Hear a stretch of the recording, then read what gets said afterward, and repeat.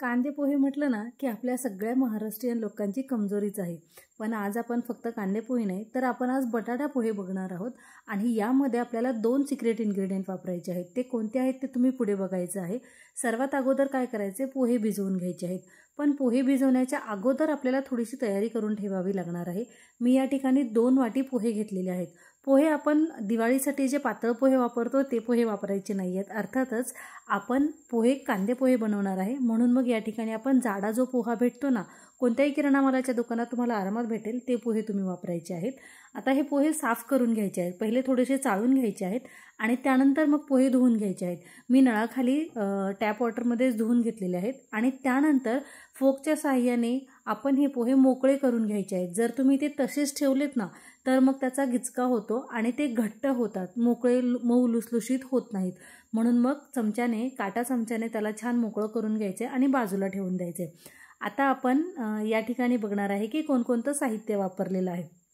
सगळ्यात अगोदर कांदा घ्यायचा आहे. आपल्याकडे कांदे पोहेच जास्त खाल्ले जातात. मी 2 वाटी पोह्यांसाठी 1 वाटी कांदा घेतलेला आहे. त्याचबरोबर हिरव्या मिरच्या कापून घेतलेल्या आहेत, कोथिंबीर घेतलेली आहे आणि बटाटे घेतलेले आहेत. हे बटाटे मी कापून पाण्यामध्ये ठेवले होते, पण आता दाखवायचे आहेत म्हणून मग मी वाटीमध्ये काढून घेतलेले आहेत. त्याचबरोबर पोह्यांमध्ये सगळ्यात आवडीचा पदार्थ म्हणजे शेंगदाणे. बिना शेंगदाण्याचे पोहे आमच्याकडे खाल्ले जात नाहीत, म्हणजे प्रत्येक बाईटमध्ये शेंगदाणे आलेच पाहिजेत. ठीक आहे. आता हे शेंगदाणे तळत असताना सुद्धा आपल्याला काळजी घ्यायची की या शेंगदाण्यांना छान खमंग अशी चव येईल.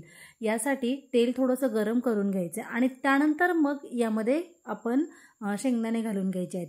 आणि त्याचबरोबर शेंगदाणे खूप जास्त खमंग लागावेत म्हणून मग आपल्याला त्यामध्ये एक सिक्रेट इन्ग्रेडियंट वापरायचा आहे. कोणता आहे ते तुम्ही पुढे बघा.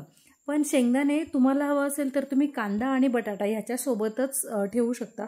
पण आमच्याकडे थोडेसे क्रिस्पी शेंगदाणे जास्त आवडीने खाल्ले जातात, म्हणून मग मी ते तळून बाजूला ठेवून दिले होते. हे आहे आपलं सिक्रेट इन्ग्रेडियंट.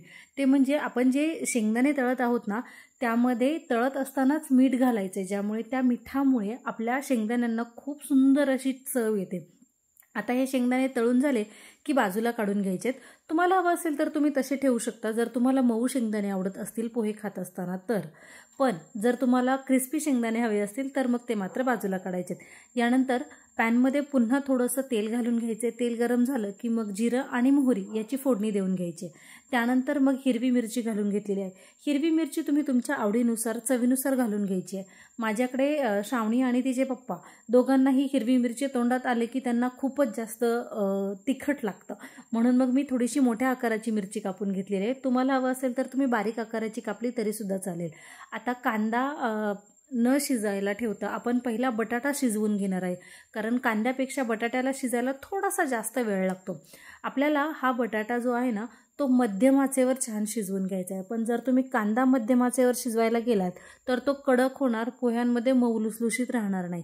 म्हणून मग आपण पहिले बटाटे शिजवून घ्यायचे आहेत आणि त्यानंतर मग आपण यामध्ये कांदा घालून घ्यायचे. आता जवळपास 50% बटाटा शिजलेला आहे. यामध्ये मी आता कांदा घालून घेतलेला आहे. कांदा थोडासा मिक्स करून घ्यायचा आहे बटाट्यामध्ये आणि त्यानंतर मग आपण यामध्ये घालायचं आहे मीठ. मीठ तुम्ही तुमच्या चवीनुसार आवडीनुसार घालून घ्यायचे. बटाटा घातलेला आहे त्यामुळे थोडंसं जास्त मीठ लागणार आहे. हा आहे आपला सिक्रेट इन्ग्रेडियंट नंबर 1, तो म्हणजे साखर. कांदे पोहे असोत किंवा आलू पोहा, बटाटा पोहा, त्यामध्ये साखर जर घातली तर त्याला खूप छान चव येते. तुम्ही एकदा नक्की ट्राय करायचे म्हणजे खरंच ट्राय करा, त्याची खूप छान अशी टेस्ट येते.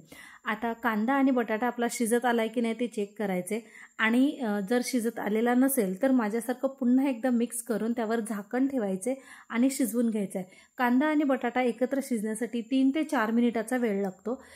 झाकणाला जी वाफ बसलेली होती ना तेच पाणी मी यामध्ये घालून घेतलेलं आहे, त्यामुळे वेगळं पाणी वगैरे घालण्याची अजिबात गरज पडत नाही बटाटा शिजवून घेण्यासाठी, कारण कांदा तर आपला वाफेवर शिजतोच, पण बटाटा शिजण्यासाठी थोडंसं पाणी हवं होतं.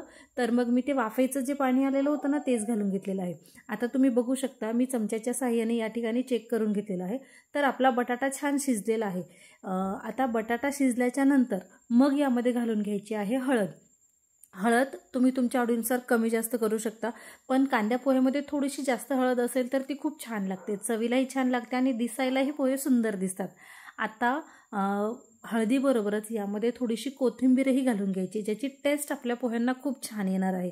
आपण नंतरही पुन्हा कोथिंबीर वापरणार आहे, पण सुरुवातीला जी कोथिंबीर आपण फोडणीमध्ये वापरून घेतो ना, तिचा अरोमा खूप छान येतो. प्रत्येक बाईटमध्ये असा आपल्याला छान अरोमा येतो कोथिंबीरचा, म्हणून मग मी ती यामध्ये घालून घेतलेली आहे.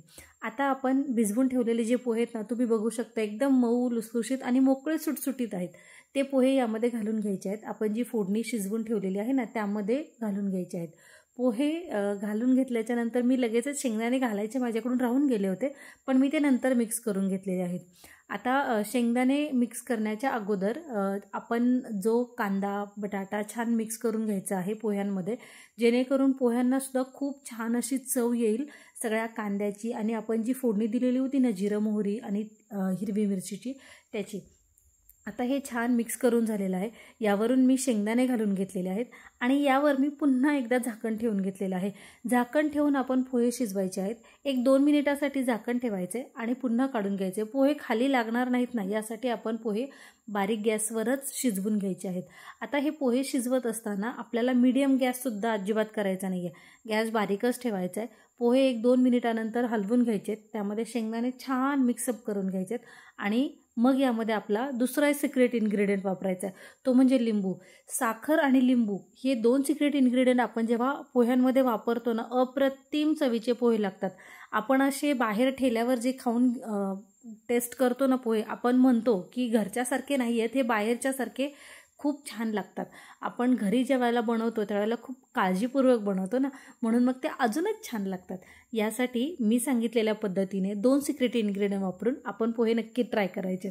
ठीक आहे. यामध्ये लिंबू घालून झाल्याच्यानंतर मग पुन्हा झाकण ठेवायचे, वाफ काढून घ्यायची आहे त्याची आणि मग यामध्ये थोडीशी कोथिंबीर मिक्स करून घ्यायची. आता आपले पोहे खाण्यासाठी अगदी तयार आहेत. आजची रेसिपी कशी वाटली हे मला कमेंट करून सांगायचं आहे. व्हिडिओ जर तुम्हाला आवडला असेल ना, तर तुमच्या फ्रेंड्स आणि फॅमिलीसोबतही शेअर करा. व्हिडिओ आवडला असेल तर लाईक करा, तुमच्या फ्रेंड्स आणि फॅमिलीसोबत शेअर करा. शिवाय चॅनलला जर सबस्क्राईब केलं नसेल तर नक्की सबस्क्राईब करा. धन्यवाद.